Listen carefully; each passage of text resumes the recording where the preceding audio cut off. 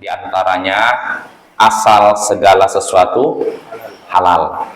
Tidak haram kecuali yang diharamkan oleh Allah dan Rasulnya. Adapun yang didiamkan oleh Allah dan Rasulnya, maka itu dimaafkan. Dimaafkan artinya diapakan? Dibolehkan, dihalalkan. Berarti ada 3 yang disebutkan oleh Allah dan Rasulnya itu halal, yang disebutkan oleh Allah dan Rasulnya bahwa itu haram, dan apa yang didiamkan oleh Allah dan Rasulnya. Apa yang dinyatakan halal oleh Allah dan Rasulnya, hukumnya apa? Halal, ya boleh ya. Apa yang diharamkan oleh Allah dan Rasulnya? Haram, ya kan? Apa yang didiamkan oleh Allah dan Rasulnya? Halal, boleh ya. Berarti boleh, tidak boleh, boleh. Lebih banyak yang mana? Yang boleh ya. Karena yang diharamkan cuma ada beberapa makanan tertentu saja ya. Lebih banyak yang dihalalkan. Lalu pada pertemuan sebelumnya Imam Syaukani menyebutkan bahwasanya diharamkan apa yang dalam Al-Qur'an, kitab yang mulia. Maksudnya diharamkan beberapa makanan yang sudah disebutkan dalam Al-Qur'an bahwa itu haram ya. Sudah kita bahas pada pertemuan sebelumnya.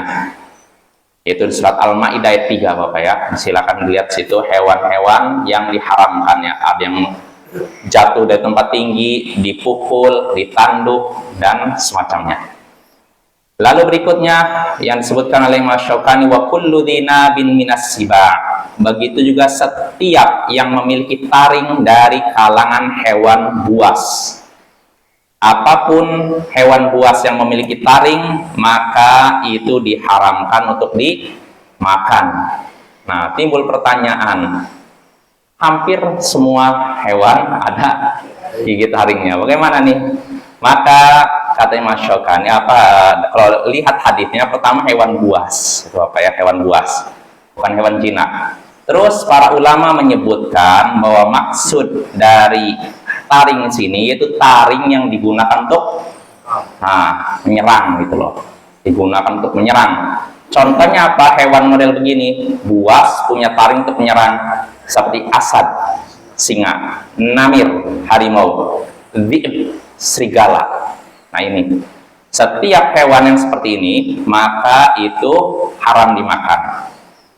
Jelas ya, seperti tadi singa, serigala, harimau, wanahwiha, dan semacamnya. Jadi yang jadi patokan taringnya itu bukan sekedar untuk makan, tapi untuk menyerang gitu loh. Makanya kalau ada hewan yang dianggap buas, punya taring, tapi tidak digunakan untuk menyerang, itu tidak diharamkan. Contohnya apa? Saya sebutkan pada tahun sebelumnya dari seorang ustadz yang pernah di Yaman. Sebenarnya bukan cuma di Yaman aja, ternyata di Saudi pun begitu, zaman Nabi udah ada. Contohnya abdaba, kalau diterjemahkan hiena. Hiena makan apa? Kan makan daging kan? Loh, ternyata itu menurut pendapat yang kuat tentu saja, karena beda pendapat. Menurut pendapat yang kuat itu halal. Disebutkan di sini, nggak disebutkan oleh Imam Syaukani, tapi disebutkan oleh Imam Siddiq Hasan Khan bahwasanya hiena itu giginya tidak seperti tidak seperti harimau, tidak seperti singa, tidak seperti serigala. Katanya bentuknya sama. Wallahu a'lam, saya belum pernah lihat ya. Kalaupun bentuknya tidak sama, ada yang beda seperti taring tadi. Taringnya tidak digunakan untuk menyerang. Iya, nak. Iya, ya memang gitu. Di Yaman ternyata itu dimakan. Dan ternyata Imam Syafi'i menyatakan itu halal. Imam Syafi'i, bayangkan, dia menyatakan ini hiena ini diperjualbelikan di Mekah di zaman beliau. Nah ini Bapak ya. Pertama itu kita lihat penjelasan dari Imam Siddiq Hasan Khan. Pertama, hiena itu katanya giginya beda dengan serigala, harimau, dan semacamnya. Katanya giginya bentuknya sama. Saya belum pernah lihat bentuk giginya. Tapi kalaupun beda, ada gigi taringnya, ini tidak digunakan untuk menyerang. Ini, kalaupun lagi nih, kalaupun dia digunakan untuk menyerang, ada nas yang menyatakan itu halal. Ada riwayatnya, cuman Imam Syaukani tidak menyebutkan di sini. Jadi para sahabat Nabi pernah ditanya tentang hiena, boleh. Dan ada hadisnya marfu' sampai Rasulullah SAW, beliau juga tentang hiena boleh. Makanya itu saya pertama kali dengar pun kaget tuh. Setahu saya setiap hewan buas yang punya taring haram. Artinya yang makan taring sih maksudnya yang makan daging kan, bukan makan tumbuh-tumbuhan kan. Yang terpikir oleh saya termasuk hiena. Ternyata di Yaman, ini ada seorang cerita itu dimakan hiena ini.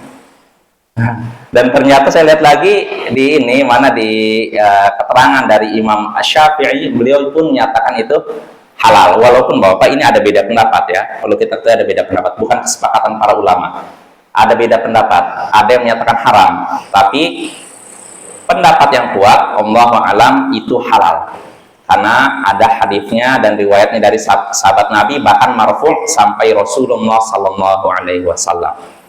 Dengan alasan pertama giginya beda dengan gigi hewan buas seperti yang seperti serigala, seperti harimau, lalu singa. Kalaupun sama, ada gigi taringnya mirip seperti mereka, hewan gigi taringnya tidak untuk menyerang. Kalaupun gigi untuk menyerang, ada riwayat Nabi dari sahabat Nabi yang mengecualikan. Seandainya tidak ada hadis ini yang mengecualikan, tentu kita tidak ragu lagi itu haram. Cuma karena ada riwayatnya, ya gimana lagi?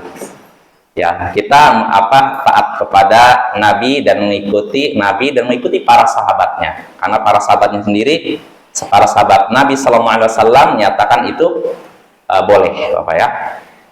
Itu hiena, dobak. Lalu berikutnya juga ada yang namanya fa'lab. Fa'lab itu kalau diterjemahkan rubah. Nah, ini juga ada beda pendapat di antara ulama. Sebagian menyatakan haram, ya karena itu hewan buas yang punya taring. Tapi sebagian menyatakan rubah, tidak seperti itu. Wallahu a'lam. Pendapat yang lebih hati-hati, fa'lab ini sebaiknya jauhi. Ya, Bapak ya. Karena mirip dengan hewan lainnya. Rubah itu mirip serigala, tapi bukan serigala. Kalau serigala haram. Tapi kalau rubah, ini bentuknya kayak serigala, Bapak. Silakan lihat Google, nampak itu bentuknya mirip sekali dengan serigala. Ya, betul. Kalau rubah itu makannya bukan hewan besar, hewan kecil, tikus dan semacamnya. Nah, makanya para ulama beda pendapat, namun pendapat yang lebih hati-hati sebaiknya jauhi. Karena tidak ada nas khusus yang menyebutkan rubah itu boleh, Bapak ya. Jauhi ya, karena itu mirip dengan serigala ya. Beda dengan tadi hiena. Hiena itu memang ada ininya, ada nasnya atau riwayatnya. Nah, hiena. Oh iya. Kalau memang iya.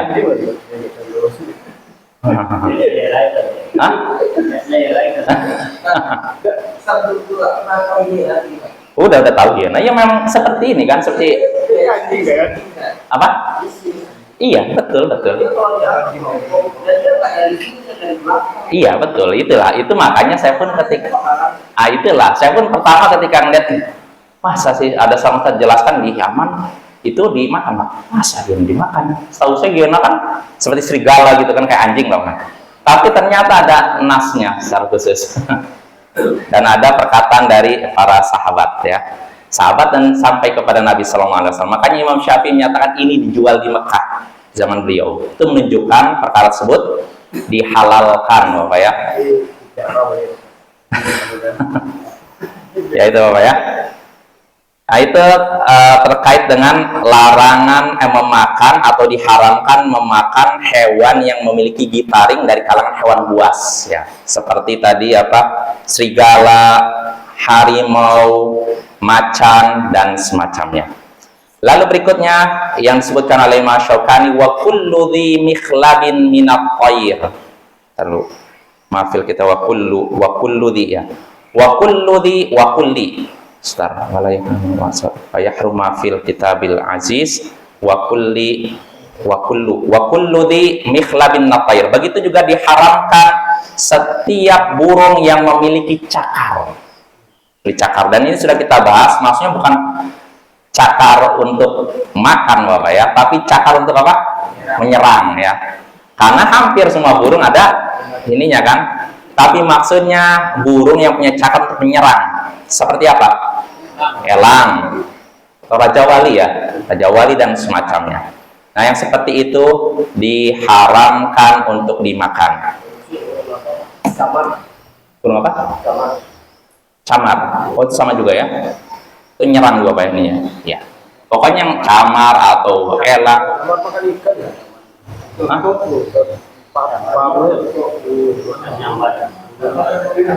Oh, nyambar untuk nyerang itu. Enggak menyerang ya? Oh, ya pokoknya. Oh iya, pokoknya yang seperti elang lah. Memang cakarnya untuk menyerang. Nah, kalau memang ada burung seperti itu, maka itu termasuk diharamkan. Patokannya Bapak, dia punya cakar untuk menyerang, ya bukan sekedar punya cakar biasa ya. Lalu berikutnya wal humurul insiyah, yang diharamkan juga yaitu keledai jinak, keledai peliharaan. Nah, ini sudah kita bahas, ini pun termasuk perkara yang diharamkan, tidak boleh dimakan. Nah, adapun keledai liar itu boleh dimakan. Yang tidak boleh itu keledai jinak. Keledai jinak itu keledai yang apa? Dipelihara lah istilahnya. Tidak liar, tidak masih bisa dikendalikan lah karena dipelihara ya. Nah, ini bisa dibilang, ini kata Imam Asy-Syaukani pendapat jumhur ulama, mayoritas ulama. Artinya di situ ada perbedaan pendapat, tapi mayoritas kebanyakan ulama menyatakan itu diharamkan, apa ya? Berarti ada yang berpendapat itu halal, tapi ini pendapat yang lemah, tentu saja berdasarkan hadis yang banyak yang menyebutkan tentang haramnya keledai peliharaan. Lalu berikutnya yang disebutkan oleh Imam Asy-Syaukani wal jallalatu qabla istihalah. Begitu juga hewan yang diharamkan yaitu jallalah sebelum berubah. Jallalah yaitu hewan yang memakan kotoran najis. Yang seperti ini tidak halal, diharamkan sebelum berubah. Artinya kalau sudah berubah, kandungan najis yang di perutnya sudah hilang, dikarantina, maka hukumnya halal, Bapak ya. Ya apapun itu, hewan yang makan najis tidak boleh dimakan sampai dia dikarantina. Contohnya misalkan ayam dikasih selama ini bangkai terus sampai dia gemuk, maka ayam ini tidak boleh dimakan sampai dikarantina, dikasih makan yang baik-baik, makan yang suci-suci ya. Nanti kalau sudah dalam waktu tertentu, misalkan berapa minggu, berapa bulan, sudah kandungan najisnya hilang, maka dalam hal ini ayam tersebut boleh dimakan ya. Udah tidak dinamakan jalalah lagi. Ya termasuk dalam hal ini lele. Orang naruh lele di septic tank. Aduh, ngeri juga ini. Katanya biar lebih gemuk, katanya biar cepat gemuk, tapi naudzubillah. Jijik kan?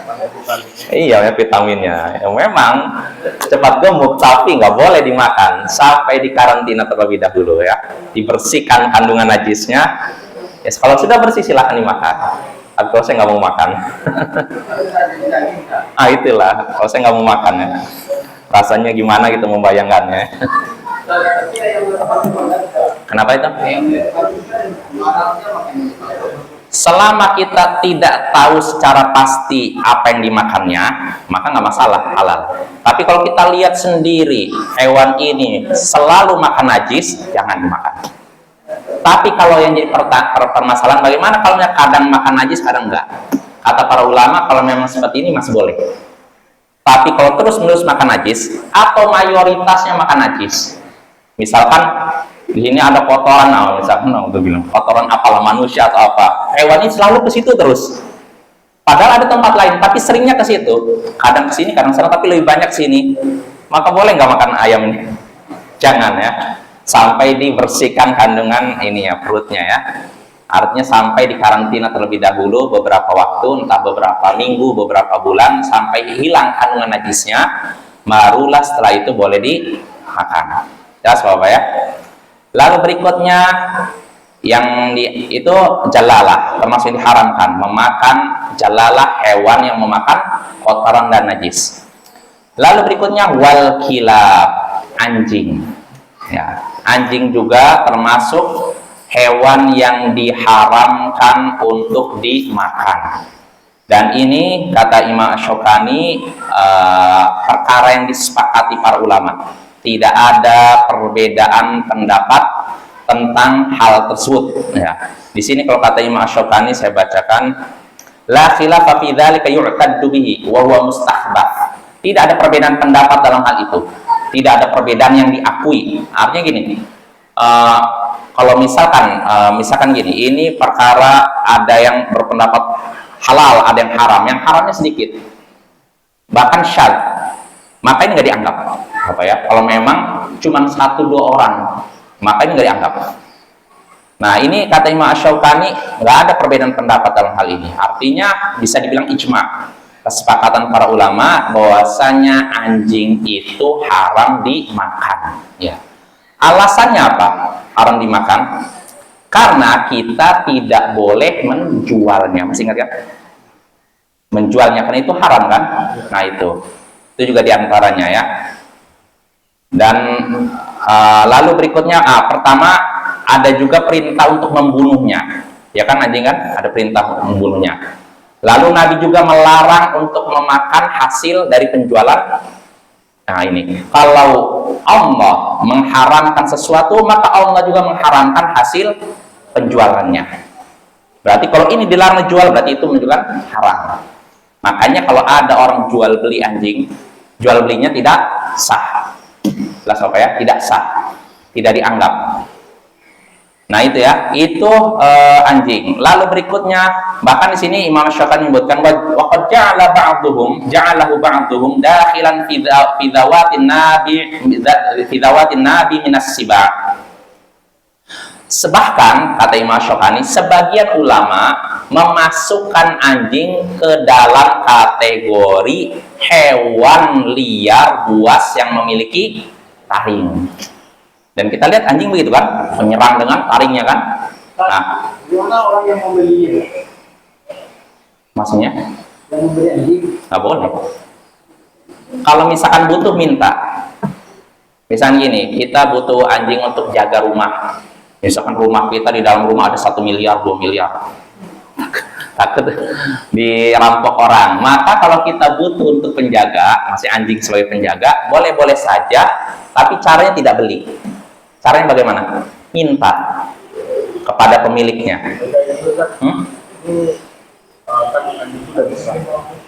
Ini makannya. Nanti makannya. Enggak. Sama aja jual beli. Nah, itu sama aja jual beli. Kenapa? Saya kita ambil anjing. Ada orang mau beli, kita jual. Ini kita jualnya maksudnya biaya yang kita kasih makan selama kita jual. Jangan. Enggak, itu jual beli itu namanya hilah, siasat aja intinya. Bilangnya bukan jual beli, untuk makan, intinya jual beli sama. Enggak boleh kayak gitu ya. Sama satu Apa ya? Sama satu Iya. Nah, itu kan kalau itu kan marah. Ya, nggak boleh. Betul. Pokoknya nggak boleh. Hanya boleh minta. Terus bagaimana kalau tidak dikasih? Ya udah, bagaimana lagi, sabar. Dan anjing pun Bapak hanya diperbolehkan kita memilikinya untuk diantaranya berburu. Ini diantaranya ya. Kedua, untuk menjaga keamanan. Adapun untuk peliharaan nggak boleh. Sepakat para ulama, tidak ada perbedaan pendapat. Apa itu? Berburu? Berburu kan berburu mengambil tanaman gitu kan. Iya. Berburu kan ini nggak ada berburu karena hobi gimana? Hobi. Iya, hobi berburu gimana? Hobi berburu, menggunakan anjing. Iya. Ya kalau dibutuhkan nggak masalah. Kalau dibutuhkan, kita berburu misalkan untuk makanan kita, misalkan rusa kah, kijang kah, menggunakan anjing kita boleh, nggak masalah. Untuk di? Oh, jangan.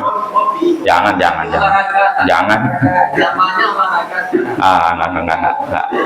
Artinya itu kan Nabi memberikan keringanan untuk berburu itu karena dibutuhkan buruannya. Adapun hobi enggak. Kalau memang dibutuhkan nggak masalah. misalkan seorang butuh untuk makan hewan-hewan kijang, rusa dan semacamnya, lalu kita menggunakan anjing untuk mengejar, itu nggak masalah. Tapi sekedar berburu ya kayak gitu untuk ngusir apa yang nggak jelas, nah. Maksudnya mengusir babi yang mengganggu ya nggak masalah kalau tujuannya gitu. Tapi kalau sekedar hobi, itu kan hobi katanya, nggak ada kebutuhan, jangan, nggak boleh. Iya.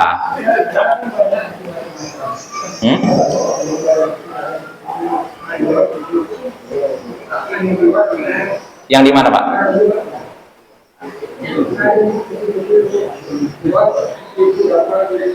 Oh iya, nggak boleh. Peliharaan pokoknya nggak boleh.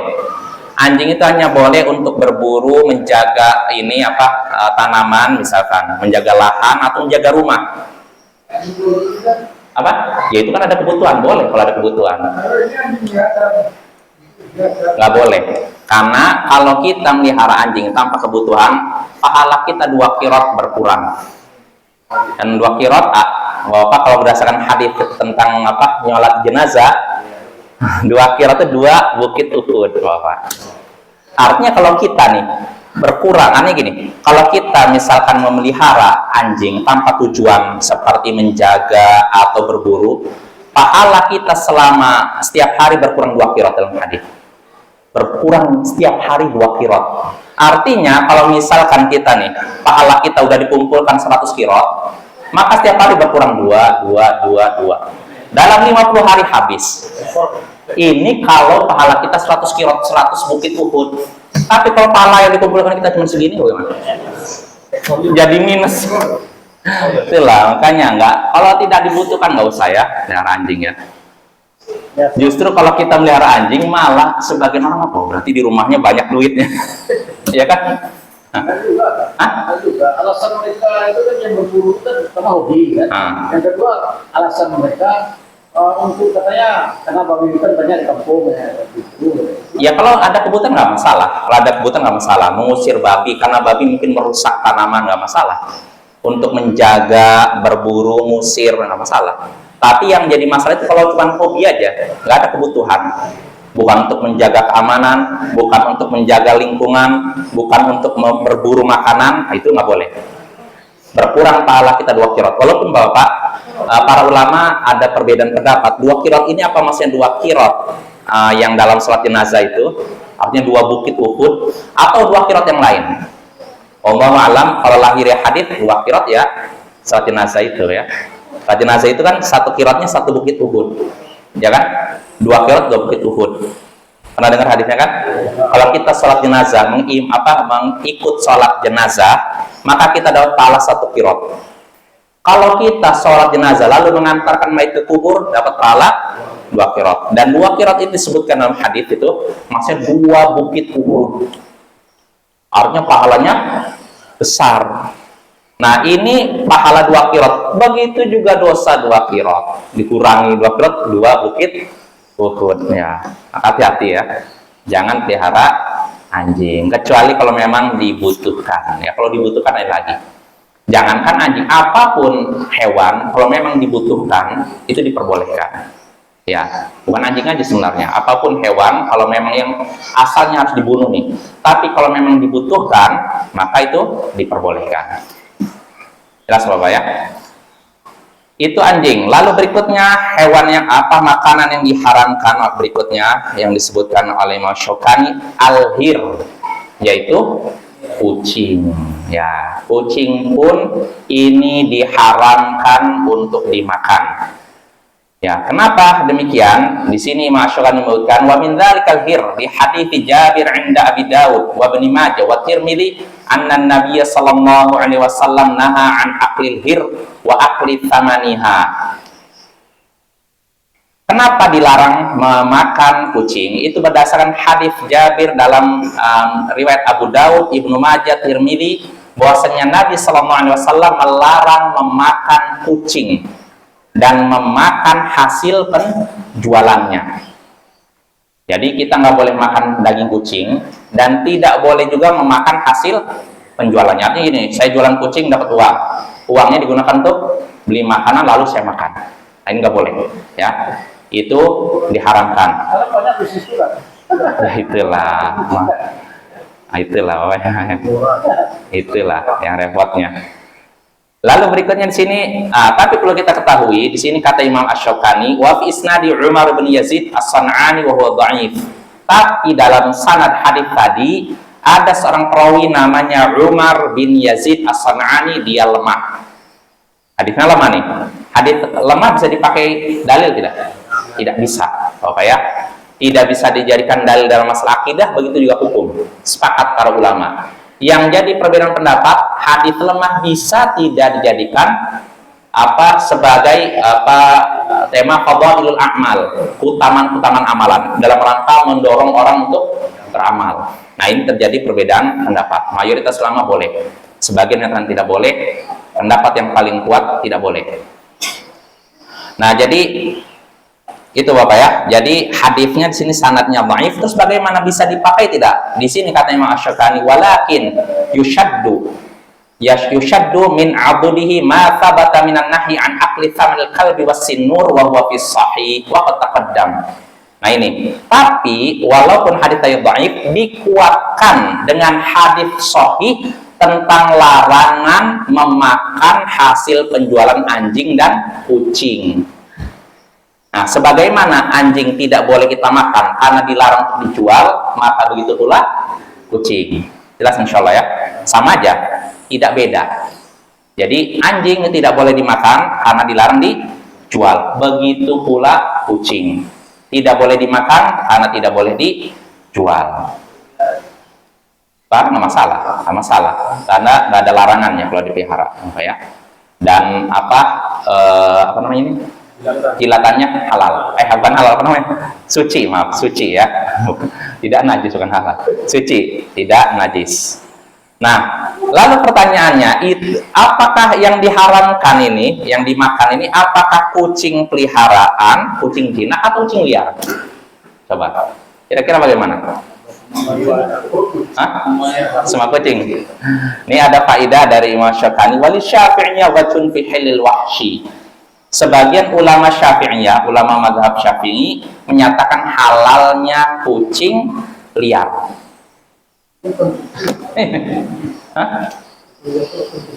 Bukan kucing liar, tapi ada saya yakin ada kucing liar. Nah, ini sebagian ulama Syafi'i, namun pendapat yang kuat sebagaimana disebutkan oleh Imam Syaukani, wala farqa bainal wahshi wal ahli. Tidak ada perbedaan antara kucing liar maupun kucing jinak. Jelas Bapak ya.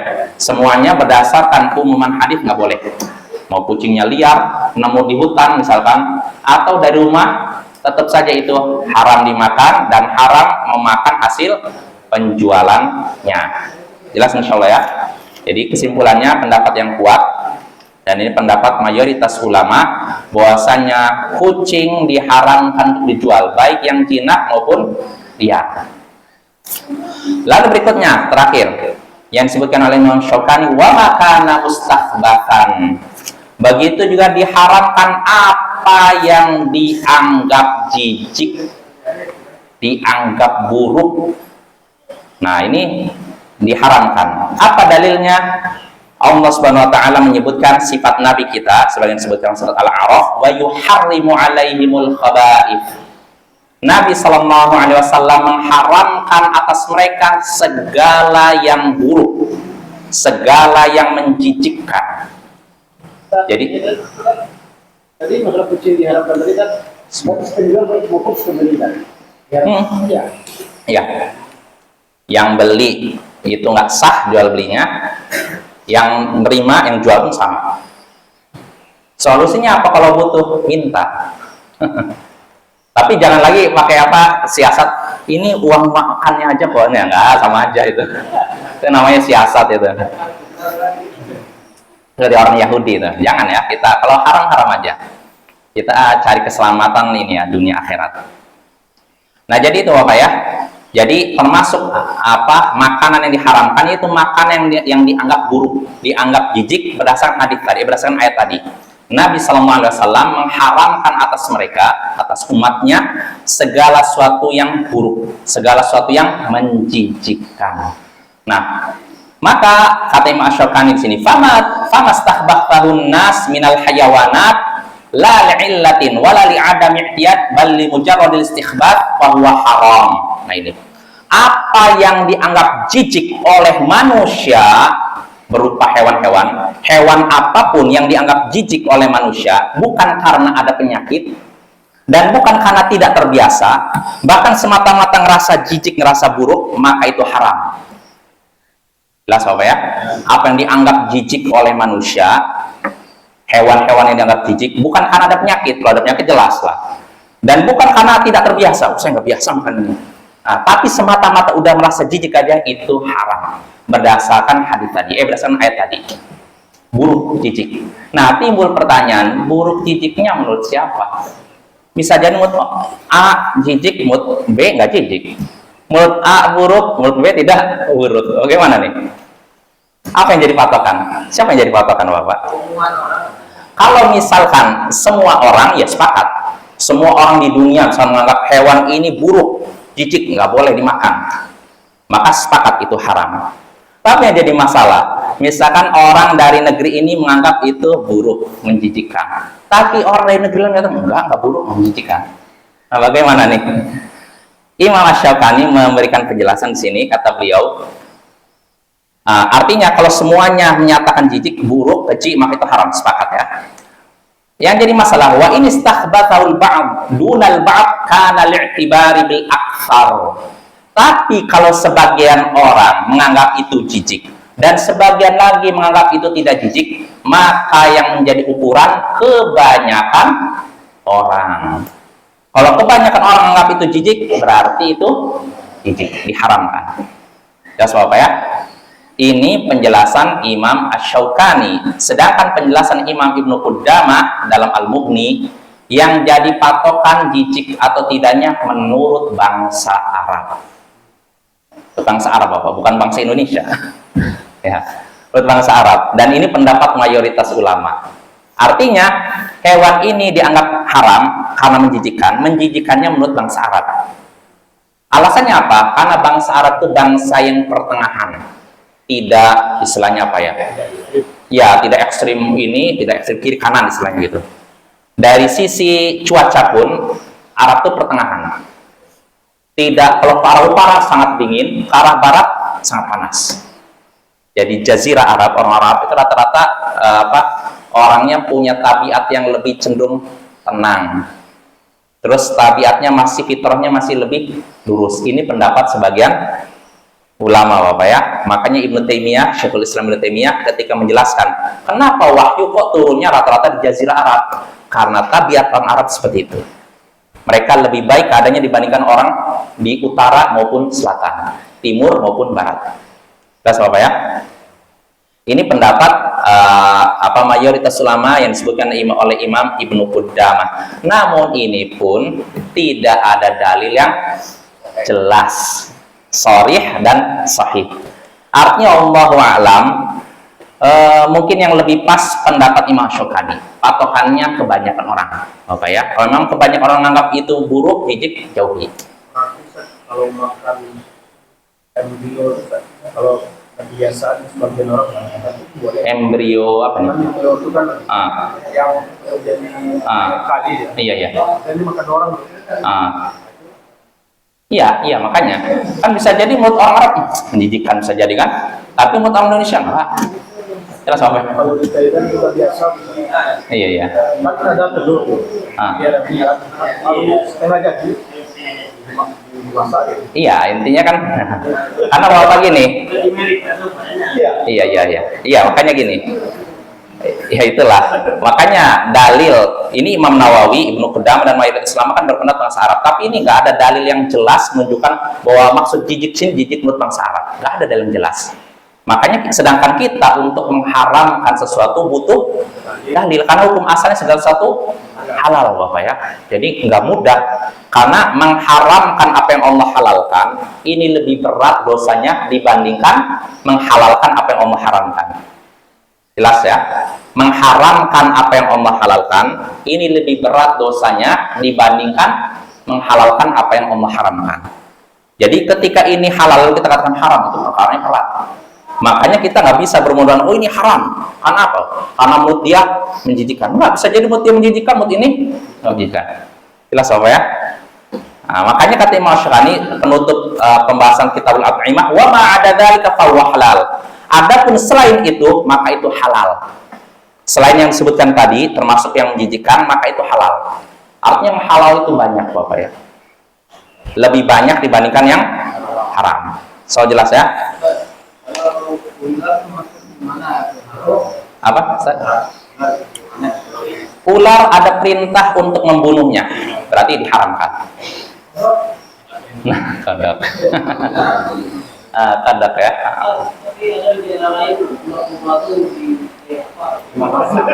Enggak, karena ular sendiri, nah apa kita diperintahkan membunuh ular ketika menemui ular, bahkan ketika sholat sekalipun.